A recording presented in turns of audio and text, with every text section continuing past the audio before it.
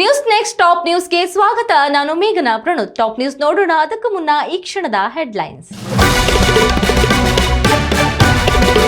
ಹೆಚ್ಚುತ್ತಿರುವ heart attack ತಡೆಗೆ ರಾಜ್ಯ ಸರ್ಕಾರದ ಕ್ರಮ. ಪ್ರತಿ ತಾಲೂಕುಗಳಿಗೂ ಪುನೀತ್ ಹೃದಯ ಜ್ಯೋತಿ ವಿಸ್ತರಣೆ. ತುರ್ತು ಸಂದರ್ಭದಲ್ಲಿ ಸಿಗಲಿದೆ ಉಚಿತ ಜೀವ ಸಂಜೀವಿನಿ. ನೀಟ್ ಪರೀಕ್ಷೆಗೆ ಹಾಜರಾಗುವ ಅಭ್ಯರ್ಥಿಗಳಿಗೆ ಗುಡ್ ನ್ಯೂಸ್. ಸಾರಿಗೆ ಇಲಾಖೆಯಿಂದ ಉಚಿತ ಪ್ರಯಾಣದ ಆಫರ್. ಸಚಿವ ರಾಮಲಿಂಗಾರೆಡ್ಡಿ ಮಹತ್ವದ ಮಾಹಿತಿ.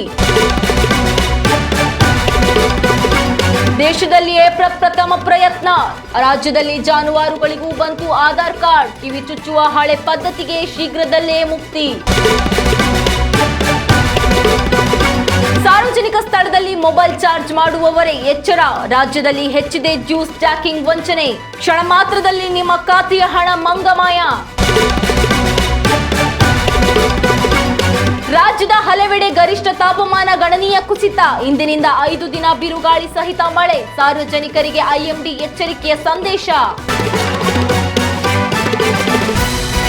ಇತ್ತೀಚಿನ ದಿನಗಳಲ್ಲಿ ಹೃದಯಾಘಾತದಿಂದ ಮರಣ ಹೊಂದುತ್ತಿರುವವರ ಸಂಖ್ಯೆ ಹೆಚ್ಚುತ್ತಿರುವ ಹಿನ್ನೆಲೆಯಲ್ಲಿ ರಾಜ್ಯ ಸರ್ಕಾರ ಇಂತಹ ಪ್ರಕರಣಗಳ ತಡೆಗೆ ಮಹತ್ವದ ಕ್ರಮ ಕೈಗೊಂಡಿದೆ.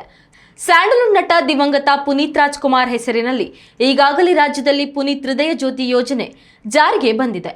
ಇದೀಗ ಈ ವಿಚಾರವಾಗಿ ಪ್ರತಿಕ್ರಿಯೆ ನೀಡಿರುವ ರಾಜ್ಯ ಆರೋಗ್ಯ ಹಾಗೂ ದಕ್ಷಿಣ ಕನ್ನಡ ಜಿಲ್ಲಾ ಉಸ್ತುವಾರಿ ಸಚಿವ ದಿನೇಶ್ ಗುಂಡೂರಾವ್, ರಾಜ್ಯದ ಪ್ರತಿ ತಾಲೂಕುಗಳಿಗೆ ಈ ಯೋಜನೆಯನ್ನ ಶೀಘ್ರದಲ್ಲಿಯೇ ವಿಸ್ತರಿಸಲಿದ್ದೇವೆ ಎಂದಿದ್ದಾರೆ.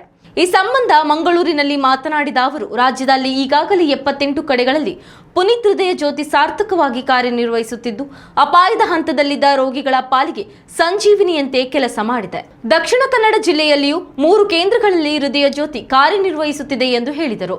ಪುನೀತ್ ಹೃದಯ ಜ್ಯೋತಿ ಯೋಜನೆಯ ಮೂಲಕ ರಾಜ್ಯದಲ್ಲಿ ಈಗಾಗಲೇ ಅಪಾಯ ಹಂತದಲ್ಲಿದ್ದ 450 ರೋಗಿಗಳು ಜೀವದಾನ ಪಡೆದಿದ್ದಾರೆ. ಹೃದಯಾಘಾತದ ಲಕ್ಷಣಗಳು ಕಂಡುಬಂದ ಸಂದರ್ಭದಲ್ಲಿ ಗೋಲ್ಡನ್ ಅವರ್ನಲ್ಲಿ ರೋಗಿಯನ್ನು ಪುನೀತ್ ಹೃದಯ ಜ್ಯೋತಿ ಕೇಂದ್ರಕ್ಕೆ ಕುಟುಂಬಸ್ಥರು ಕರೆತಂದರೆ ಅವರಿಗೆ ಟೆನೆಕ್ಟೇಸ್ ಎಂಬ ಅತ್ಯಂತ ದುಬಾರಿ ಇಂಜೆಕ್ಷನ್ ಅನ್ನು ಉಚಿತವಾಗಿ ನೀಡಲಾಗುತ್ತದೆ. ಇದರಿಂದ ರೋಗಿಯ ಪ್ರಾಣ ಉಳಿಸಬಹುದು. ಬಳಿಕ ಮುಂದಿನ ಚಿಕಿತ್ಸೆಗೆ ಅವರನ್ನ ಆಸ್ಪತ್ರೆಗೆ ದಾಖಲಿಸಬಹುದಾಗಿದೆ ಎಂದು ಸಚಿವ ದಿನೇಶ್ ಗುಂಡೂರಾವ್ ಹೇಳಿದರು. ಗ್ರಾಮೀಣ ಭಾಗದ ಜನತೆಗೂ ಈ ಯೋಜನೆಯ ಲಾಭ ದೊರಕಬೇಕು, ಅವರಿಗೆ ಜೀವ ರಕ್ಷಣೆ ದೊರಕಬೇಕು ಎಂಬ ಉದ್ದೇಶದೊಂದಿಗೆ ಶೀಘ್ರದಲ್ಲಿಯೇ ಪ್ರತಿ ತಾಲೂಕುಗಳಲ್ಲಿಯೂ ಪುನೀತ್ ಹೃದಯ ಜ್ಯೋತಿ ಕಾರ್ಯಾರಂಭ ಮಾಡಲಿದ್ದೇವೆ ಎಂದು ದಿನೇಶ್ ಗುಂಡೂರಾವ್ ಹೇಳಿದ್ದಾರೆ.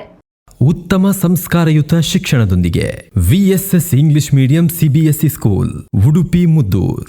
ನರ್ಸರಿಯಿಂದ 10ನೇ ತರಗತಿವರೆಗೆ ಶಿಕ್ಷಣದ ಜೊತೆಗೆ 5ರಿಂದ 10ನೇ ತರಗತಿವರೆಗಿನ ವಿದ್ಯಾರ್ಥಿನಿಯರಿಗೆ ಉತ್ತಮ ಹಾಸ್ಟೆಲ್ ಸೌಲಭ್ಯವೂ ಇದೆ. ನಿಮ್ಮ ಮಕ್ಕಳ ಪ್ರವೇಶಾತಿಗಾಗಿ ಈ ಸಂಖ್ಯೆಗೆ ಕರೆ ಮಾಡಿ. ನೀಟ್ ಪರೀಕ್ಷೆ ಮತ್ತೊಮ್ಮೆ ಎದುರಿಸಲು ಸಜ್ಜಾಗಿರುವ ರಾಜ್ಯದ ವಿದ್ಯಾರ್ಥಿಗಳಿಗೆ ಸಾರಿಗೆ ಇಲಾಖೆ ಶುಭ ಸುದ್ದಿಯನ್ನ ನೀಡಿದೆ. ಜೂನ್ 21ರಂದು ನಡೆಯಲಿರುವ ನೀಟ್ ಯುಜಿ ಮರು ಪರೀಕ್ಷೆಗೆ ಹಾಜರಾಗಲಿರುವ ರಾಜ್ಯದ ಎಲ್ಲಾ ವಿದ್ಯಾರ್ಥಿಗಳಿಗೆ ಉಚಿತ ಬಸ್ ಪ್ರಯಾಣವನ್ನ ಸಾರಿಗೆ ಸಚಿವ ರಾಮಲಿಂಗಾರೆಡ್ಡಿ ಘೋಷಿಸಿದ್ದಾರೆ.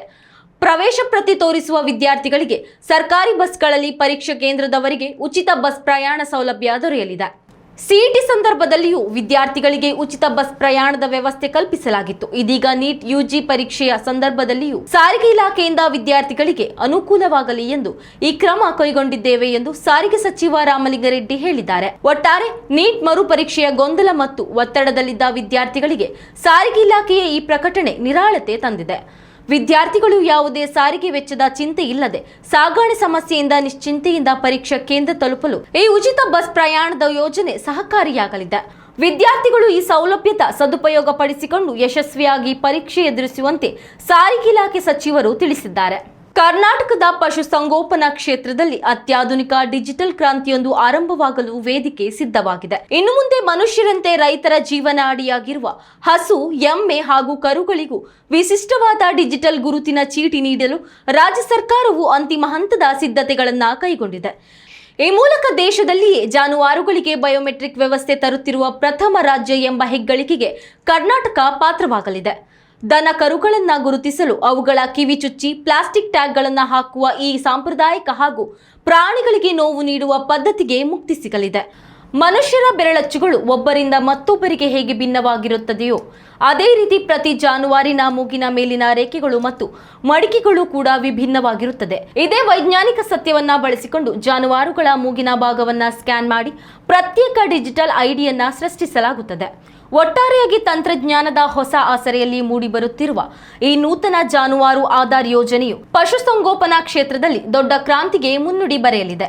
ಮೂಕ ಪ್ರಾಣಿಗಳಿಗೆ ಡಿಜಿಟಲ್ ಗುರುತು ನೀಡುವ ಮೂಲಕ ಸರ್ಕಾರದ ಸೌಲಭ್ಯಗಳು ನೇರವಾಗಿ ಮತ್ತು ಪಾರದರ್ಶಕವಾಗಿ ರೈತರಿಗೆ ತಲುಪಲಿದೆ. ಕೃತಕ ಬುದ್ಧಿಮತ್ತೆ ಆಧಾರಿತ ಈ ಹೈಟೆಕ್ ವ್ಯವಸ್ಥೆಯು ವಂಚನೆಗಳಿಗೆ ಬ್ರೇಕ್ ಹಾಕುವುದರ ಜೊತೆಯಲ್ಲಿ ರೈತರ ಬದುಕನ್ನು ಸುಲಭಗೊಳಿಸಲಿದೆ. ಉತ್ತಮ ಸಂಸ್ಕಾರಯುತ ಶಿಕ್ಷಣದೊಂದಿಗೆ VSS English medium CBSE school Udupi Muddur. ನರ್ಸರಿಯಿಂದ 10ನೇ ತರಗತಿವರೆಗೆ ಶಿಕ್ಷಣದ ಜೊತೆಗೆ 5ರಿಂದ 10ನೇ ತರಗತಿವರೆಗಿನ ವಿದ್ಯಾರ್ಥಿನಿಯರಿಗೆ ಉತ್ತಮ ಹಾಸ್ಟೆಲ್ ಸೌಲಭ್ಯವೂ ಇದೆ. ನಿಮ್ಮ ಮಕ್ಕಳ ಪ್ರವೇಶಾತಿಗಾಗಿ ಈ ಸಂಖ್ಯೆಗೆ ಕರೆ ಮಾಡಿ. ರೈಲ್ವೆ ನಿಲ್ದಾಣ, ವಿಮಾನ ನಿಲ್ದಾಣ ಅಥವಾ ಬಸ್ ನಿಲ್ದಾಣಗಳಂತಹ ಸಾರ್ವಜನಿಕ ಸ್ಥಳಗಳಲ್ಲಿ ಮೊಬೈಲ್ ಬ್ಯಾಟರಿ ಖಾಲಿಯಾದಾಗ ಅಲ್ಲಿರುವ USB ಚಾರ್ಜರ್ ಪೋರ್ಟಲ್ಗಳನ್ನು ಬಳಸುವುದು ನಮ್ಮಲ್ಲಿ ಬಹುತೇಕರ ಅಭ್ಯಾಸ. ಆದರೆ ಇನ್ನು ಮುಂದೆ ಇಂತಹ ಜಾಗಗಳಲ್ಲಿ ಫೋನ್ ಚಾರ್ಜ್ ಮಾಡುವ ಮುನ್ನ 100 ಬಾರಿ ಯೋಚಿಸಬೇಕಾದ ಅನಿವಾರ್ಯತೆ ಎದುರಾಗಿದೆ.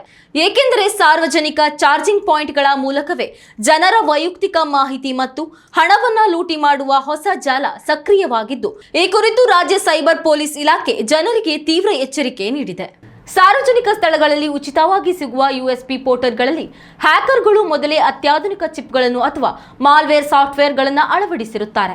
ಇಂತಹ ಪೋರ್ಟ್ಗಳಿಗೆ ಸಾರ್ವಜನಿಕರು ತಮ್ಮ ಮೊಬೈಲ್ ಅಥವಾ ಲ್ಯಾಪ್ಟಾಪ್ಗಳನ್ನು ಕನೆಕ್ಟ್ ಮಾಡಿದ ತಕ್ಷಣ ಆ ಡಿವೈಸ್ಗಳಲ್ಲಿರುವ ಫೋಟೋಗಳು, ಖಾಸಗಿ ವಿಡಿಯೋಗಳು, ಬ್ಯಾಂಕ್ ಖಾತೆಯ ವಿವರಗಳು ಹಾಗೂ ಪಾಸ್ವರ್ಡ್ಗಳನ್ನು ಸೈಬರ್ ಕಳ್ಳರು ಸುಲಭವಾಗಿ ಕದಿಯುತ್ತಾರೆ. ಪೊಲೀಸ್ ಇಲಾಖೆಯ ಈ ಅತ್ಯಂತ ಅಪಾಯಕಾರಿ ತಂತ್ರಜ್ಞಾನದ ವಂಚನೆಗೆ ಜ್ಯೂಸ್ ಜಾಕಿಂಗ್ ಎಂದು ಕರೆದಿದ್ದಾರೆ. ಮೊಬೈಲ್ನಲ್ಲಿರುವ ಬ್ಯಾಂಕಿಂಗ್ ಆ್ಯಪ್ಗಳು UPI ID, ಡೆಬಿಟ್ ಮತ್ತು ಕ್ರೆಡಿಟ್ ಕಾರ್ಡ್ಗಳ ವಿವರಗಳನ್ನು ಬಳಸಿಕೊಂಡು ಆನ್ಲೈನ್ ಶಾಪಿಂಗ್ ಅಥವಾ ನೇರವಾಗಿ ಹಣ ವರ್ಗಾವಣೆ ಮಾಡಿಕೊಳ್ಳುತ್ತಾರೆ. ನಿಮ್ಮ ಫೋನ್ನಲ್ಲಿರುವ ವೈಯಕ್ತಿಕ ಫೋಟೋ ಹಾಗೂ ವಿಡಿಯೋಗಳನ್ನು ಕದ್ದು ಅವುಗಳನ್ನು ಸಾಮಾಜಿಕ ಜಾಲತಾಣಗಳಲ್ಲಿ ಹರಿಬಿಡುವುದಾಗಿ ಬೆದರಿಸಿ ಹಣಕ್ಕಾಗಿ ಬೇಡಿಕೆ ಇಡುತ್ತಾರೆ.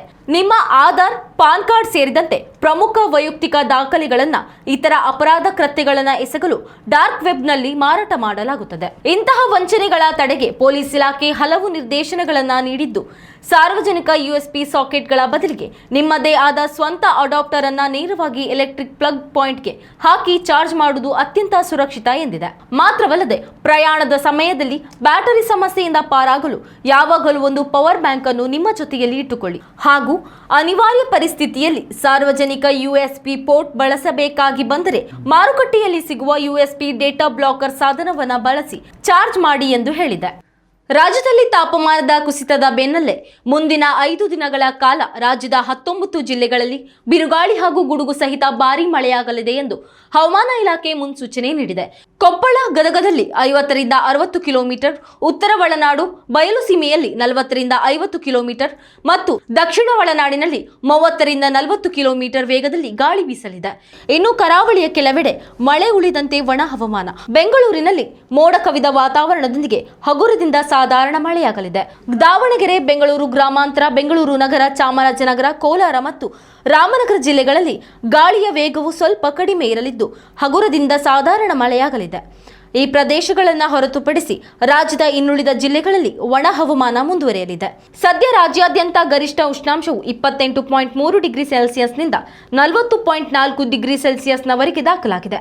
ಆದರೆ ಉತ್ತರ ಒಳನಾಡಿನ ವಿಜಯಪುರ ಹಾಗೂ ದಕ್ಷಿಣ ಒಳನಾಡಿನ ಚಿತ್ರದುರ್ಗ ಮತ್ತು ದಾವಣಗೆರೆ ಜಿಲ್ಲೆಗಳಲ್ಲಿ ತಾಪಮಾನವು ವಾಡಿಕೆಗಿಂತ ತೀವ್ರವಾಗಿ ಇಳಿಕೆಯಾಗಿದೆ. ಇದರೊಂದಿಗೆ ಗದಗ, ಕಲಬುರಗಿ, ಕೊಪ್ಪಳ, ಶಿವಮೊಗ್ಗ, ಬೀದರ್ ಹಾಗೂ ಬೆಂಗಳೂರಿನ ಕೆಂಪೇಗೌಡ ಅಂತಾರಾಷ್ಟ್ರೀಯ ವಿಮಾನ ನಿಲ್ದಾಣ ಮತ್ತು HAL ಪ್ರದೇಶಗಳಲ್ಲೂ ಉಷ್ಣಾಂಶದಲ್ಲಿ ಭಾರಿ ಕುಸಿತ ಕಂಡುಬಂದಿದೆ. ಬೆಳಗಾವಿ, ಬಾಗಲಕೋಟೆ, ಧಾರವಾಡ, ಹಾವೇರಿ ಹಾಗೂ ಮಂಡ್ಯ ಜಿಲ್ಲೆಗಳಲ್ಲಿಯೂ ವಾಡಿಕೆಗಿಂತ ಕಡಿಮೆ ತಾಪಮಾನ ದಾಖಲಾಗಿದೆ. ಇನ್ನಷ್ಟು ತಾಜಾ ಸುದ್ದಿಗಳಿಗಾಗಿ ನೋಡ್ತಾ ಇರಿ ನ್ಯೂಸ್ ನೆಕ್ಸ್ಟ್. ಇದು ವರ್ತಮಾನದ ಕೈಗನ್ನಡಿ. ಉತ್ತಮ ಸಂಸ್ಕಾರಯುತ ಶಿಕ್ಷಣದೊಂದಿಗೆ VSS English medium CBSE school Udupi Muddur. ನರ್ಸರಿಯಿಂದ 10ನೇ ತರಗತಿವರೆಗೆ ಶಿಕ್ಷಣದ ಜೊತೆಗೆ 5ರಿಂದ 10ನೇ ತರಗತಿವರೆಗಿನ ವಿದ್ಯಾರ್ಥಿನಿಯರಿಗೆ ಉತ್ತಮ ಹಾಸ್ಟೆಲ್ ಸೌಲಭ್ಯವೂ ಇದೆ. ನಿಮ್ಮ ಮಕ್ಕಳ ಪ್ರವೇಶಾತಿಗಾಗಿ ಈ ಸಂಖ್ಯೆಗೆ ಕರೆ ಮಾಡಿ.